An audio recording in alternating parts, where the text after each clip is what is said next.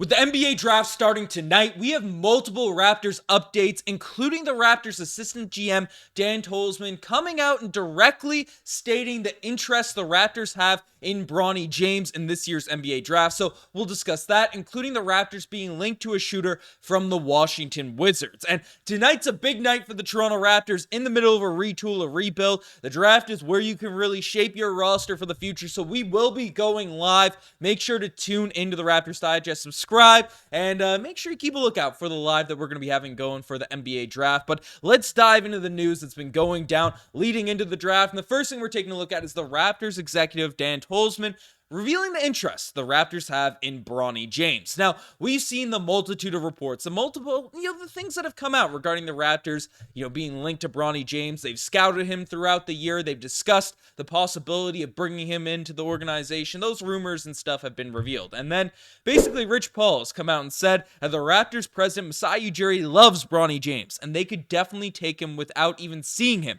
at the 31st overall selection. Now, when Rich Paul came out and said that, I thought that was pretty bold. I thought that was pretty crazy because, we look at Bronny James' stats. He's a 6'2" guy that was listed as 6'1", I think, in the NBA Draft Combine. A player that definitely has some good athleticism at the point guard position, can play defense, is a good passer, but the stats were not good in college. Averaged 4.8 points per game, 2.8 rebounds, in 20 minutes of action a night, 36% from the field, and 26% from the three-point line. But he did deal with a lot of unfortunate circumstances over the course of his college career. Dealt with a heart issue to start off the season, which isn't just like your average injury. That's mentally must take a big hurdle to jump back over. So, there's real reason for a guy that, was a McDonald's All-American player to, turn things around after, being a year removed from that health scare, especially when he has the resources, the backing, the genetics of a LeBron James. But the stats are concerning. However, Raptors assistant GM Dan Tolzman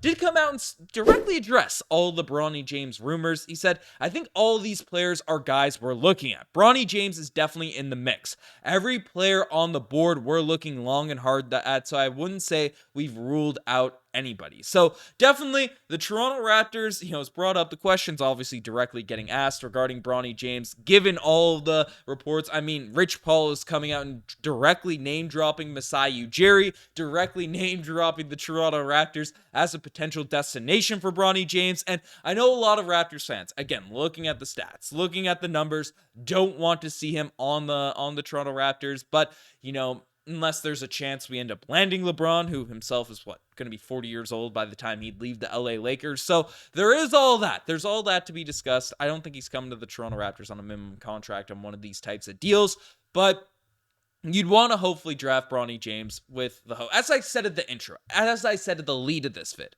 the draft is crucial right now for the Raptors to not be coming out here and leading a tank for the next 5-6 seasons. So if we're wasting draft picks, in the late first round, early second round on a guy that we don't think is good at basketball, then it doesn't make sense. But if there is a legitimate possibility he can be an elite guard in the NBA playing defense, facilitating, I'll trust Masai Ujiri, and I'm all here for it for the memes and the things that are going on along those lines. But, Dan Tolzman had some other things to say. He also discussed the interest of the Toronto Raptors have been receiving regarding their second pick. Essentially, he's saying we are preparing for the phones to be busy leading up to day 2. So if you're not familiar, the Toronto Raptors traded for the number 1 pick in the second round of this year's NBA draft, and things are going to be different this season in regards to how the draft is set up, how everything is organized. Basically, it's going to be on 2 nights. So night 1 will be the first 30 selections, and night 2 of the NBA draft will be the second round, so the second night, and the Raptors are leading that off. So they have the number 1 pick on day 2. So the other NBA teams, the 29 teams, have the possibility. They have the option to really take a hard look, reorder their draft board in terms of the players that are still available there at that point, and be able to look at their options to trade up to maybe get a guy that they thought would have gone in the first round and trade up for the Toronto Raptors. So essentially, we have some leverage there. I'm excited that the Raptors front office kind of knows what they're in for because, again, that was a nice asset. That was a nice pull in the OG Anunoby trade. So shout out Masai, Ujiri, Bobby Webster, Dan Tolzman, everyone that's out there making these moves for the Toronto Raptors. I expect it to be a crazy NBA draft here tonight. But let's dive into the second topic of this video. And the Toronto Raptors are targeting a wing shooter in Landry Shamet. Now, this is a guy that's kind of sneakily been brought up in Raptors discussions for years. And usually what this means is Masai Ujiri, he's not willing to overpay. He's not willing to really cash out to make one of these deals happen, to make a trade end up going down, but he does like him as a player. And Landry Shamet, whose value isn't crazy high right now, is now been linked to the Toronto Raptors. We basically dive into the report coming from Mike Scotto. The Raptors Wizards reserve guard Landry Shamet has also drawn exploratory trade interest from several teams, including the Clippers, the Lakers, the Mavericks, the Jazz, the Raptors, and the Magic. And that makes sense. If a lot of these teams trying to jump into contention, the Clippers, Lakers, Mavericks, even Magic, they want a guy that can play some defense, can knock down some shots. I mean, Landry Shamet is a guy that is a solid sort of utility role piece. 7 points, 1.3 rebounds, 1.2 assists. He was solid for the Phoenix Suns, but the three-point percentage did drop off a significant bit. During his tenure with the Wizards, only 34%, still shoots 42% on corner threes, only 27 years old. Even though he's bounced around to different squads, different teams, Landry Shamet has been a solid player there in the NBA. But for the Toronto Raptors, looking at him as a potential, piece off the Wizards, I don't really know if it makes a ton of sense for us right now, because we have Gradey Dick, we have Trent Jr, we have RJ Barrett. Who knows what's going to happen with Bruce Brown here now at this point? So a lot of guys that play that position. Landry Shamet's a little bit older and is on a contract that I feel like is more apt, is more fitting for a contender. So maybe the Raptors look at this as, hey, we can bring in Landry Shamet, redeem his value to the point to where it was maybe a couple seasons ago, and then deal him to, another squad and like a buy low, sell high aspect, and deal him at the trade deadline. Maybe that's the direction the Raptors want to go into. But I will say this: if the Toronto Raptors give up valuable assets, valuable pieces